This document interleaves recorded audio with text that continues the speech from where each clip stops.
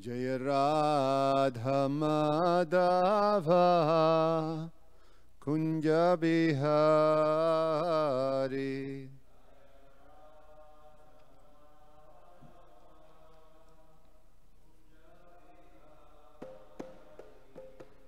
Gopijana Vallabha Giribharadhari. Giribharadhari. Gopijana Vallabha Giribharadhari. Giribharadhari. Jashodanandana Brajajana Ranjana.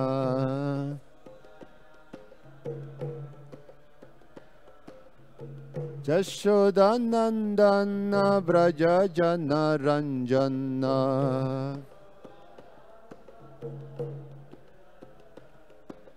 Jamunatira Vanachari.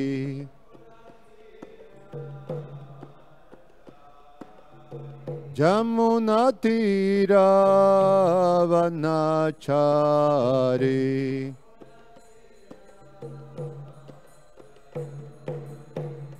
Jaya Radha Madhava Kunja Bihari.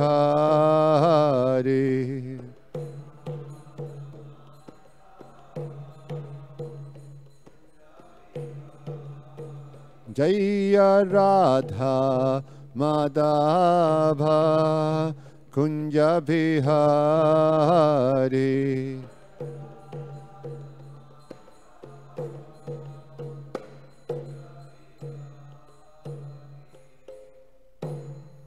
Jayam Vishnupad Paramahansa Paribrajacharya Ashtotarashata Shishimad, His Divine Grace, A.C. Bhaktivedanta Swami Srila Prabhupada Ki.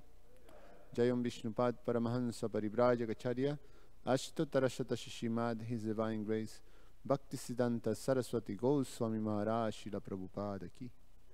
Ananta Koti Vaishnava Vrinda Ki. ISKCON Founder Acharya Srila Prabhupada Ki. Grantara Srimad-Bhagavatam Ki. Nitai Gaura Premanandi. Oh, glories to the assembled devotees. Oh, glories to the assembled devotees. Oh, glories to the assembled devotees. Oh, glories to Shishiguru and Shiguranga.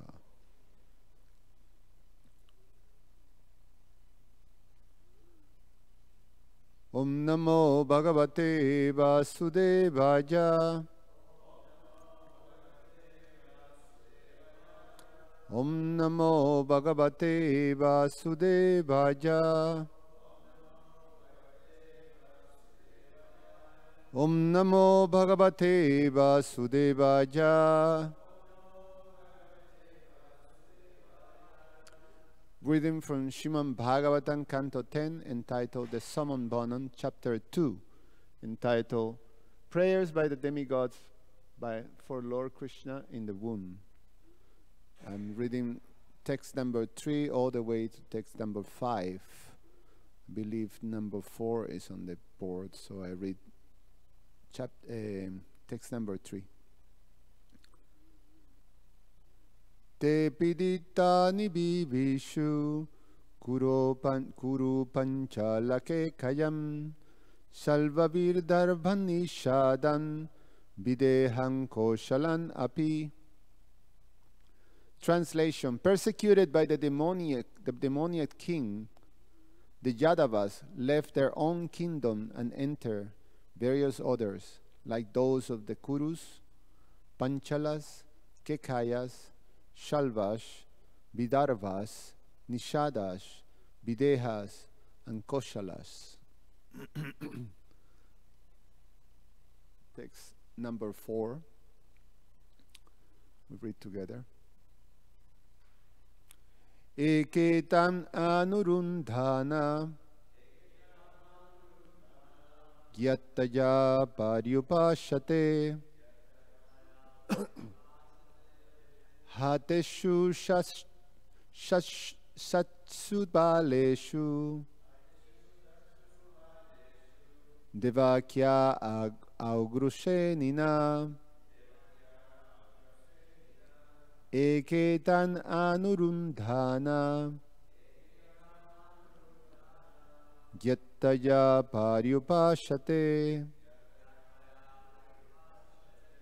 Hateshu Satsubalesu Devakya Augrasenina Eketam Anurumdhana Yattaya Paryupashate Hateshu Satsubalesu Devakya Augrasenina. Please chant.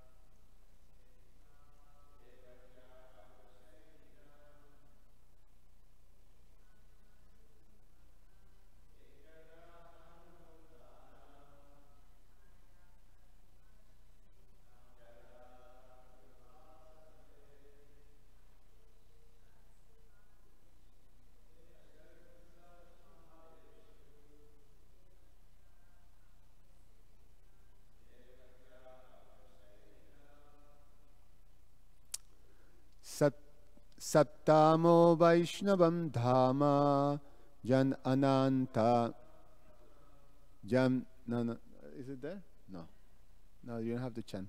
I chant by myself. Saptamo Vaishnavam Dhamma Jam Anantam Prachakshate Garbhuva Bhuva Devakya Harsha Shoka Vivardhanaha. Word by word. Eke, some of them, tam, to Kamsa, Anurundhana, exactly following his policy. Yatajaha, relative, Paryupashate, began to agree with him. Hateshu, having been killed. Shatshu, 6. Baleshu, children. Devakyaha, born of Devaki.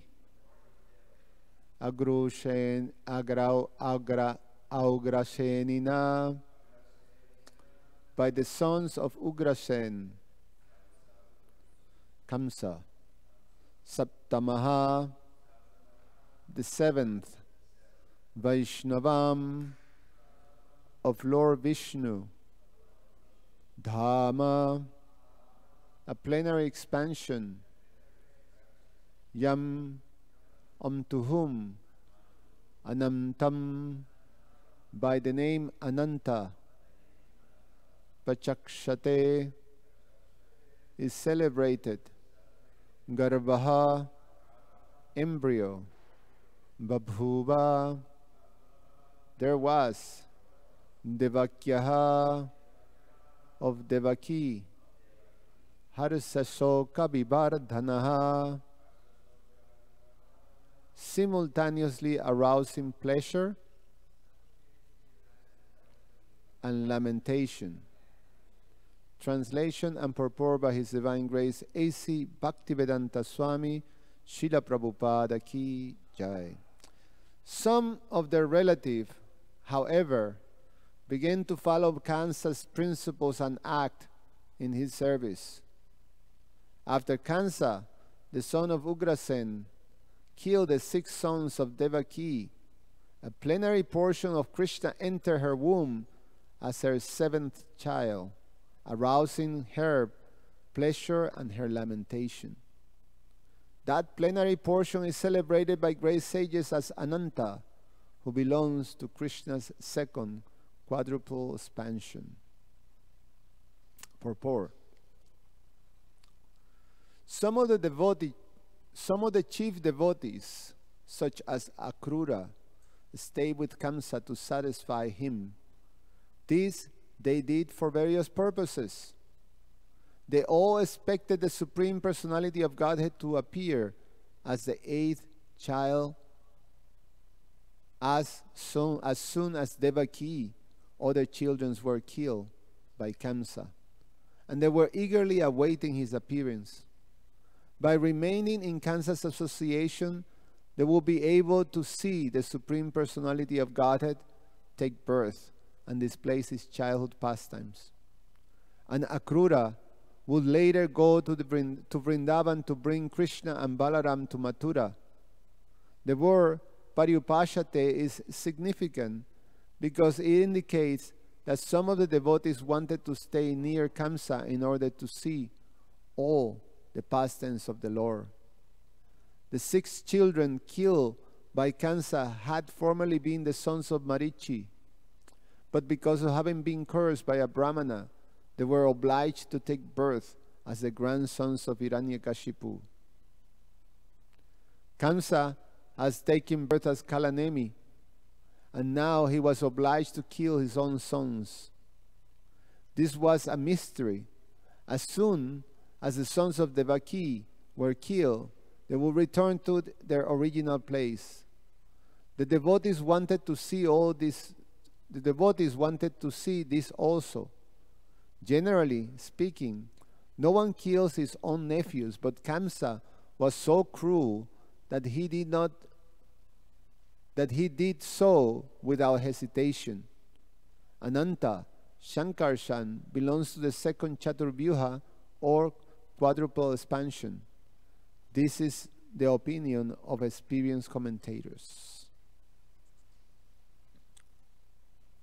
Om Jnana Timirandasya Jananjana Shalakaya Chakshur Ummilitam Yena Tasmai Sri Guruve Namaha. Namo Om Vishnupadaya Krishna Prasaya Bhutale Srimate Romapada Swami Iti Namine. Namo Om Vishnupadaya Krishna Prasaya Bhutale Srimate Bhaktivedanta Swami Iti Namine. Namaste Saraswate Deve Gauravani Pracharine Nirveshesha Shunyavadi Pashatya Deshatarine. Vanchakalpa Tarubhyasha Kripa Sindhu Vyaivacha Patitanam Pavanevyo Vaishnavevyo Namo Namaha.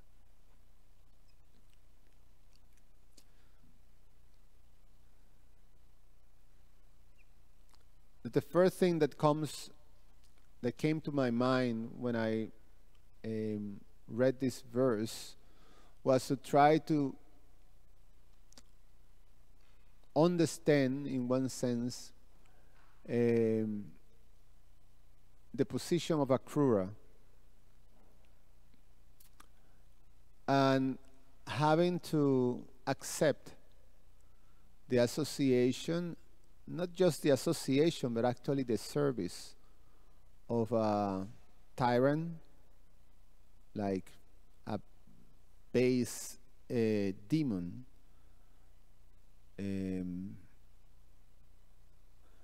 that was able to commit all kinds of atrocities. And not only that, that was surrounded by, some of the most hideous personalities that were at that time. Specifically, Jarasandha, which was, also like a terrible, tyrannic, demoniac king. He's one of the qualities of these demoniac kings, which actually was the reason by that we hear in the beginning of the canto, that actually right at the end of the 9th canto, how and also the beginning of this canto, how Mother Earth was so overburdened by the presence of these demoniac kings that she fell in a helpless way, impelled to go and request help from the demigods and from Lord Vishnu. That these were the people, these were the big burden from the earth, these terrible demoniac kings, and they were bunched together. It was like a network of demoniac kings, in which basically Kamsa was at the center of it, and Jarasandha was, being, arguably one of the most powerful ones, because in the previous verse it is said that Kamsa was able to feel fully confident because he was under the protection of Jarasandha. And we know a little bit of Jarasandha, that we hear in the past tense of Krishna and Krishna book, that what was Jarasandha's business? He was kidnapping other kings, other leaders, and then put them in prison with the purpose of sacrifice them, do a big, huge human sacrifice of all these kings in order to satisfy Lord Shiva. I mean, some of the things that these demoniac persons, to what extent they're able to go and to create all these schemes to obtain sort of the sense of control and power is pretty inconceivable.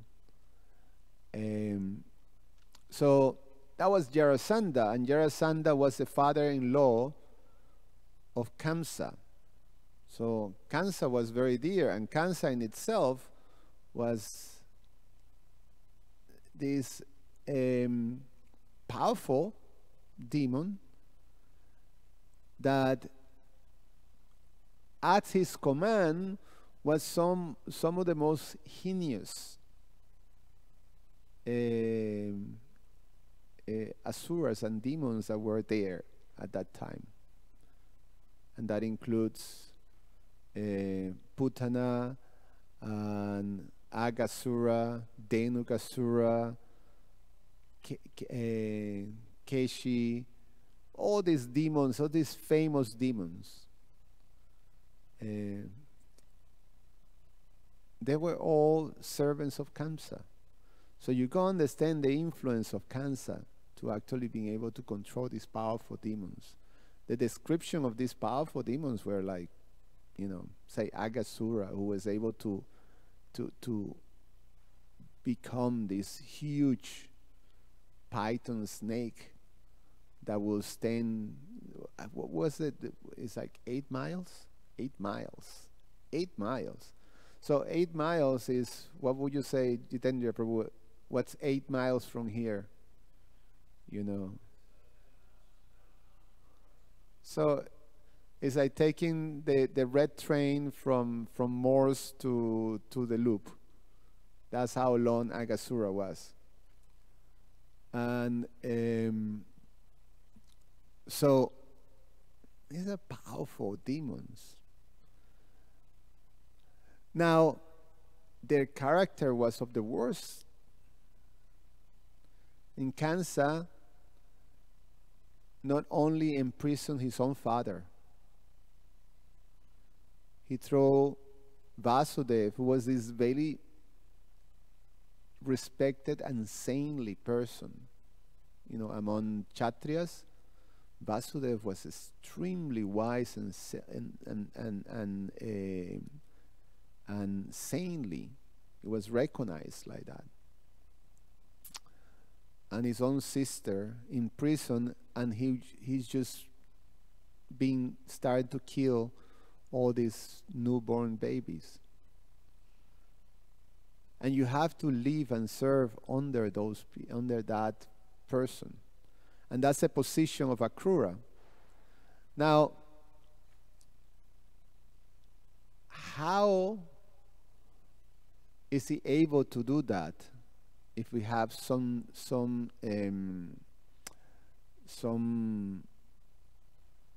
what's the word when you have,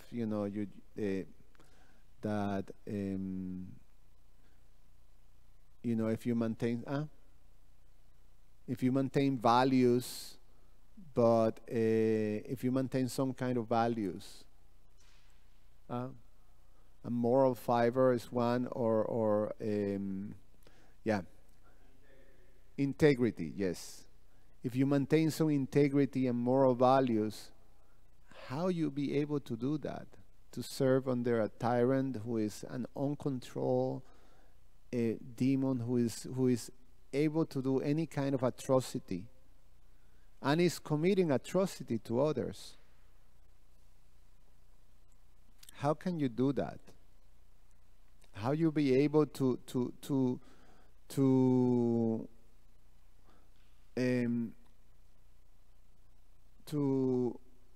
make to have a logic reason for that,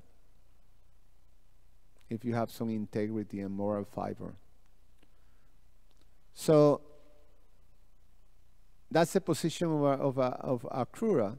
Now, Srila Prabhupada in the purport explains why. And then now you can understand. Akrura was in full understanding, and so I imagine, of the relative, because it's a plural, so several of the relatives that stay, most of them have fled to different kingdoms, some of the famous kingdoms that were there, and take shelter. Panchala is the kingdom of Drupada, which is the father of Draupadi. That's the kingdom of Panchala. And Kaushal, I can't remember, but there's all these kingdoms that were famous among, the dynasty of Jadu, that were prominent kingdoms with powerful kings. So many of the Jadus took shelter of that, but some of them stay, and they have to serve Kamsa, and they have to accept.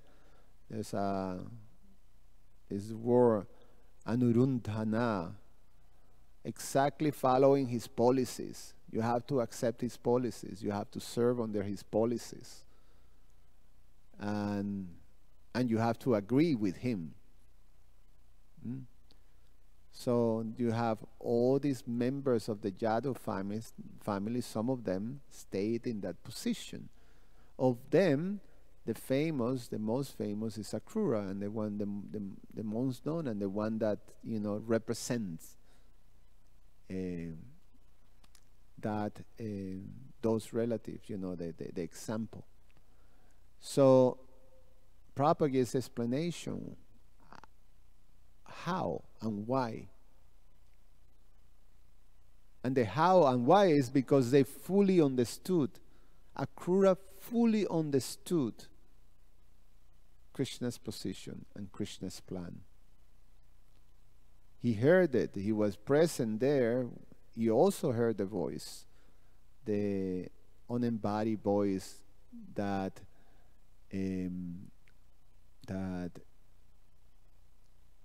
sort of gave the understanding that Kamsa was going to be killed by the eighth son of Devaki. But they have, these were very advanced people.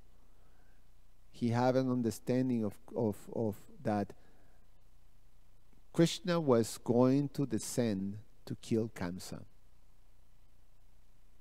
That Lord, the personality of Godhead was going to appear as a son of Devaki.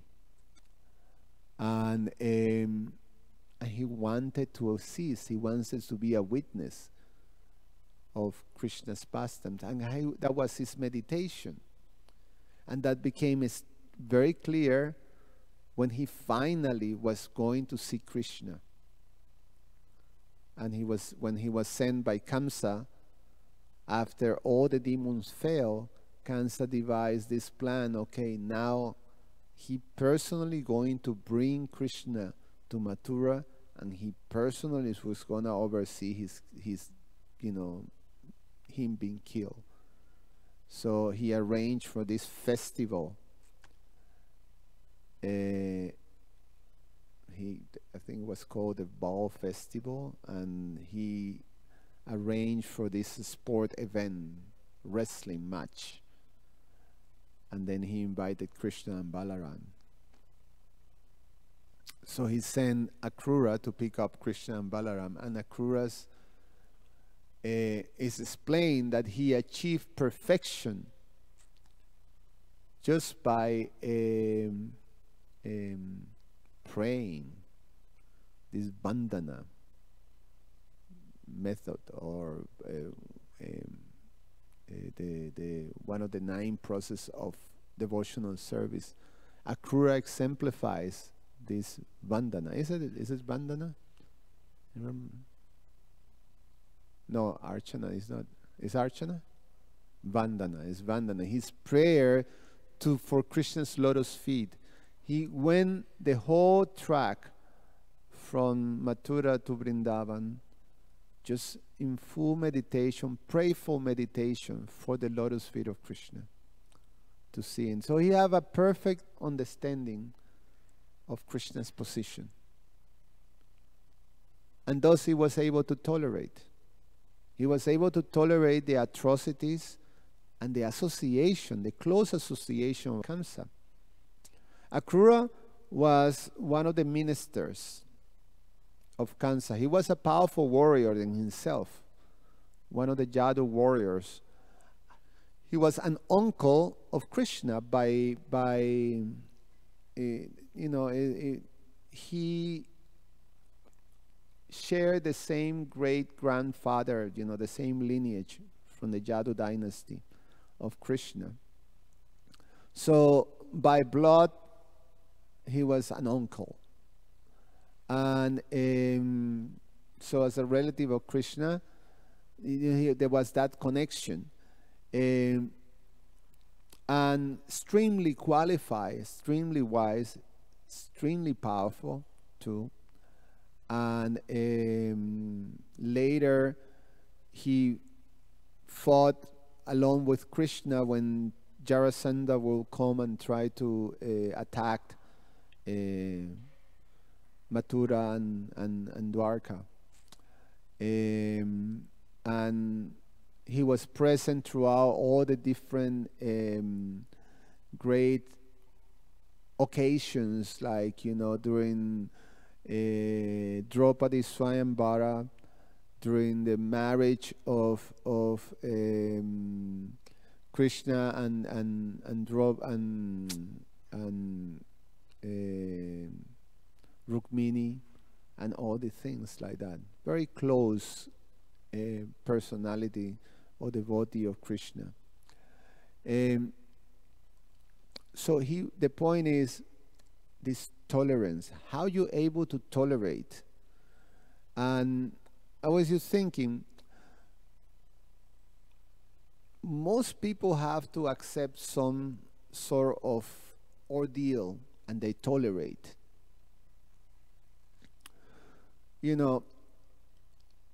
And they actually tolerate a lot of distress. in general, humans are able to take a lot of the stress and tolerate for whatever personal purpose or circumstance they have. Sometimes it is sort of observe the capacity that humans have for tolerance. When you see in certain very difficult circumstances how people survive.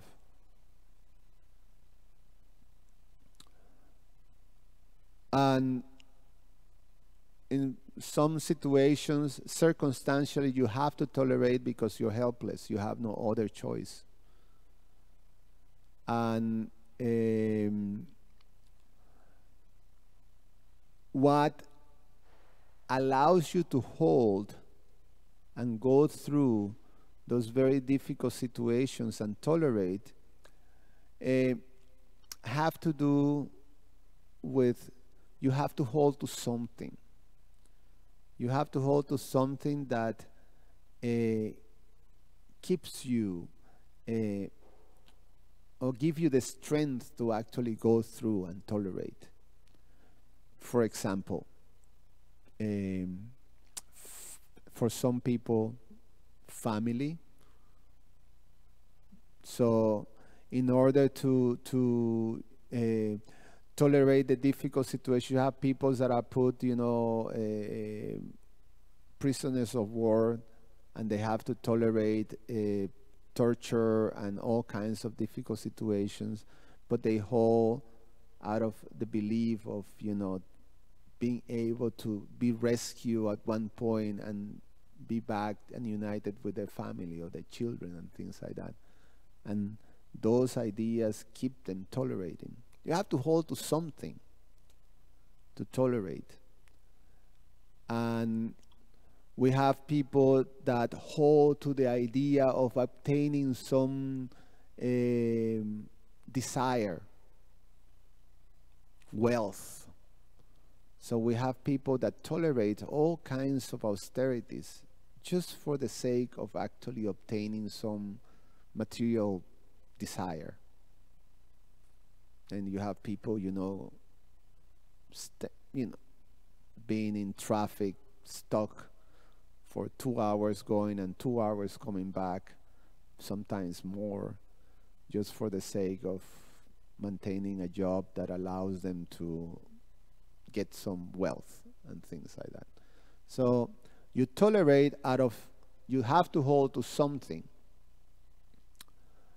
And in the case of Akrura, his tolerance was because he was holding to this idea that he will see personally the personality of Godhead, and he was able to witness his pastimes. And you can assume too that both Vasudeva and Devaki were having the same understanding. The same understanding. And so the other relative of the Yadus, they have that same understanding. They were able to tolerate and to bear all these atrocities and this torture and this terrible situation just because they could understand that. So what can we take home ourselves in terms of tolerance? Because that tolerance is basically one of the most important principles in the path of devotional service, especially when we have some condition. We are actually affected by some material conditioning. Krishna tells us through, in the beginning of the Bhagavad Gita, that we have to apply this principle in order to be able to advance and go through. Tams titikshava bharata. Titikshava means tolerance. So we have to tolerate. We have to learn to tolerate the different things that comes out of the dualities that are there in material nature. Specifically, he mentioned happiness and distress. We have to be able to tolerate and remain equipoise. Remain equipoise, not being affected. I like one class that Nityananda Prana Prabhu gave, that he was touching on this point, that when happiness or distress actually comes out of one action, so circumstantially, when it crosses the line that it starts to affect your capacity of doing your duties, then that's when it crosses the line, that's when it's not right. That's when it does wrong to you. That's when it harms you. So if happiness, you become so elated by happiness that you start to, it clouded your duties, your higher duties, then it becomes an obstacle. It becomes something that is negative, that is, I have to be given up. Similar with the stress. So so we have to tolerate. Tolerate means that you don't allow, you control it. You don't allow to affect your capacity to understand what is the right thing to do. You have to remain equipoise. Easy to say, very difficult to do. Very difficult to do. But we have to cultivate it, because it is explained that, especially when it comes to, distress, or becomes what is called provoking situations, when you really test it.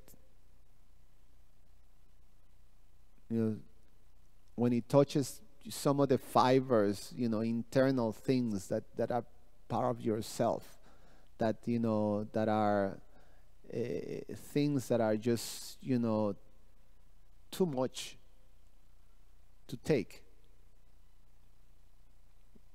in terms of something that you observe or something that you are exposed to, that sort of goes very much against your own nature. Those provoking situations that at times we have to face. So there is a say that one's greatness has to be estimated by one's ability to tolerate provoking situations. That's when the fiber or the advancement or the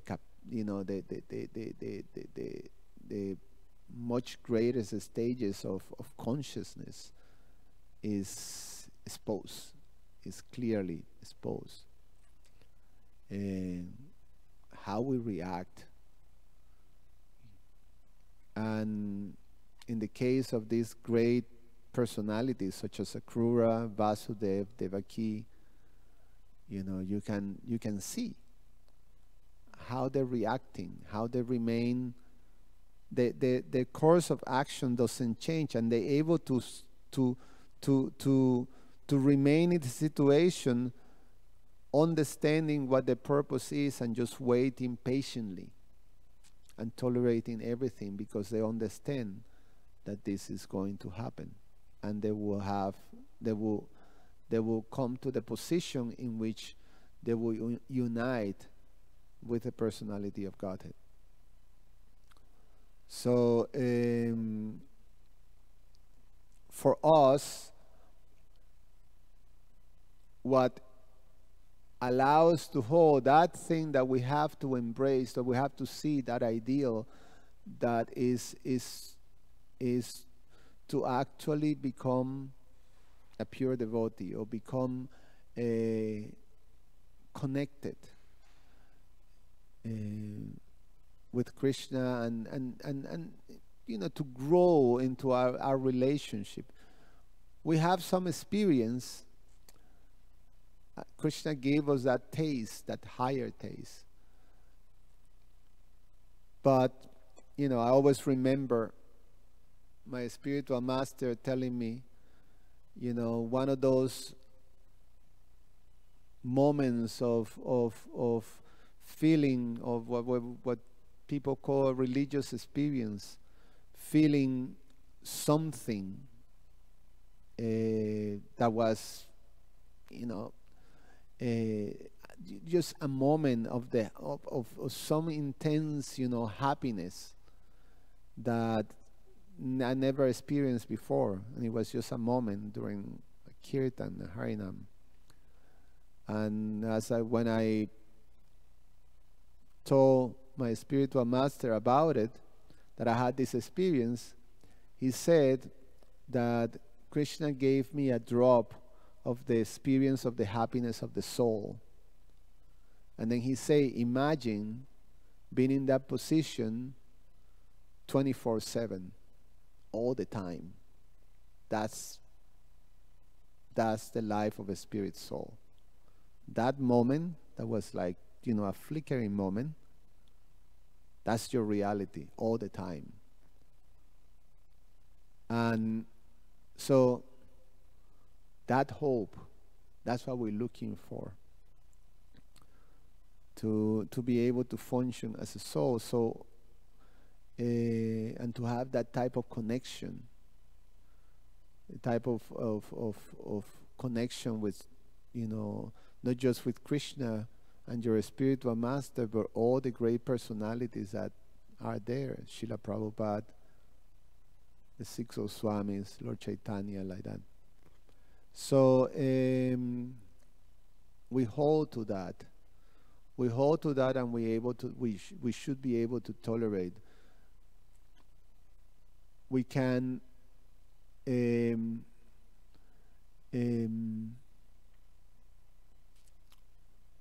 that's why it's explained that what Krishna does so expertly when he gives us a taste, because that taste is what carries the devotees throughout their life. You really want to go deeper. And with that idea, you don't let it go. You hold to the idea that at one point we're going to be witness and associating the pastimes associating with the Lord and witness his pastimes, just as an example of Akrura.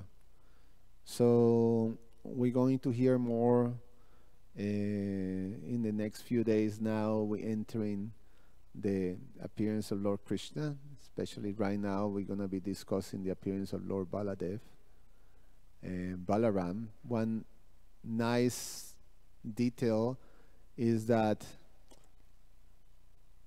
the one that appears as the sons of Vasudev and Devaki is Ananta, which is a manifestation of the second Chaturvyuha. So we know that there is Swayam that Krishna, the original personality of Godhead, and then his first expansion is Lord Balaram, and then from Lord Balaram the first Chaturvyuha, and from Shankarshan then the second Chaturvyuha, and then that Shankarshan or Ananta is the one that appears as the son of Vasudev. Explain also, part of the mysteries that are there is that Lord Balaram, actual Balaram, the first expansion of Lord Krishna, does appear as the son of Rohini. And so part of the great mysteries of Krishna's pastimes too. Just as Yashodanandan Krishna is that original personality, is not Vasudev. Vasudev is his expansion, so keep in tune. Any comments or questions? Yes, Keshava Kishore. Thanks for the class, Subal. I was thinking that when we endure the causes of our distresses and unhappiness, might be the causes of our own distresses, whereas ignoring them may have the same effect that when we endure them and overcome those situations. What do you think about that? Ignoring versus enduring them. Well, the way I understand it is that either ignoring or enduring them without the proper understanding or direction, then is equally detrimental. Explain that what makes it progressive for us is when we are directed by, transcendence, and that happens, when we are under Krishna's system, which is under the spiritual master. So the spiritual master gives us what is called our swadharma. Prabhupada explains that in purport in the Bhagavad Gita. I think one verse, I can't remember the verse, but famous, I think it's the second chapter, that our spiritual master gives us our material dharma, or directions of how to engage in the world, according to our propensities. And he also gives us our spiritual dharma. So those two things, spiritual and material. And so directions of how to act in the world, and he gave us our spiritual practices, our sadhana. And you chant, you study, you did this, you associate with devotees. All these things are given by the spiritual master. And once we are guided like that, we are on the Krishna system, then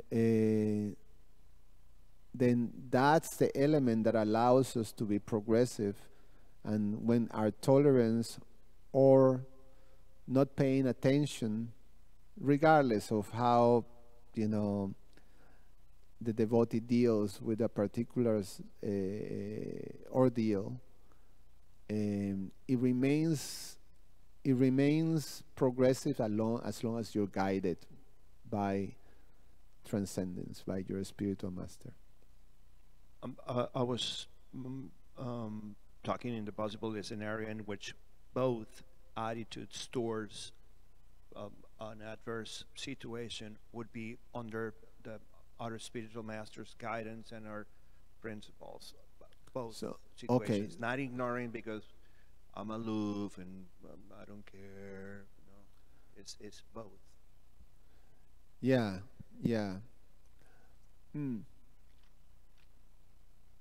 Sometimes, difficult to say. Sometimes ignoring won't be the right thing to do. So at one point you have to face it. Sometimes ignoring may be the right thing to do. So sometimes we have the intelligence to do it. Sometimes we don't have the intelligence because it's more a very deep rooted, attachment that we have to overcome. And we have it in examples of even great personalities that are narrated in the Srimad-Bhagavatam, that they have to be awakened, by some ordeal, like that. To understand, that there was something that they have to change, and Krishna helps like that.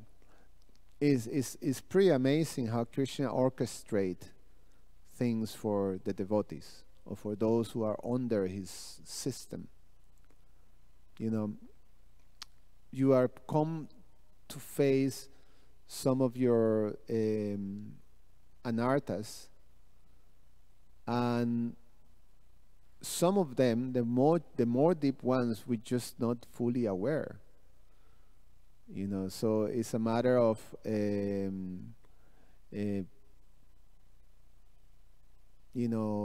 that you tend to, and there's certain things that we tend to ignore because we don't think necessarily much of, as something that I have to change, or that's require, or that it becomes an obstacle for me. I got it. I don't need to pay attention to that. I'm on control.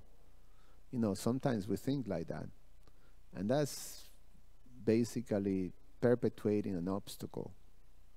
And then it comes, the spiritual master Krishna and the spiritual master Super Soul, just start to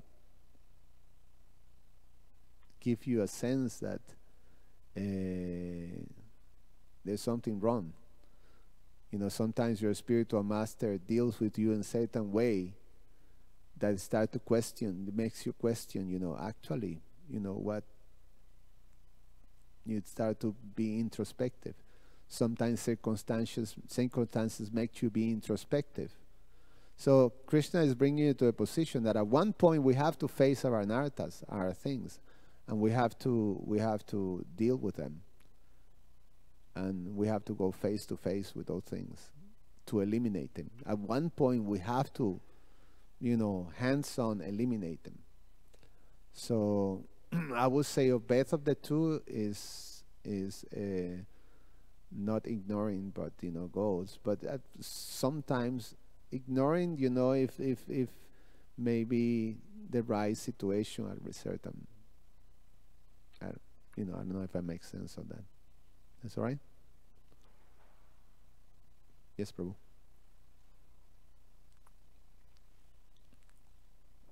I had a question, but I don't have much time, so I might not be able to hear the answer.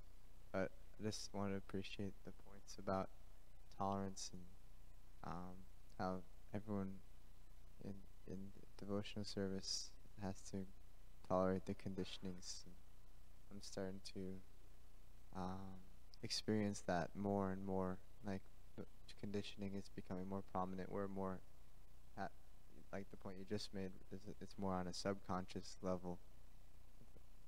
But then it starts coming more and more to the conscious level, and having to just tolerate that and keep serving and keep chanting and hearing. So I thought it was really nice point that you brought out from this verse. So. Yeah, I found one thing that it really have to be based on a relationship that would allow us, to go further and to keep going, and not give up. There have to be a strong tie, and it comes from a relationship. We do experience our relationship with Krishna, but it's not super developed for many of us, especially in the beginning stages of our devotional service. Still sort of holding on, on something else. So I have a relationship with the deities,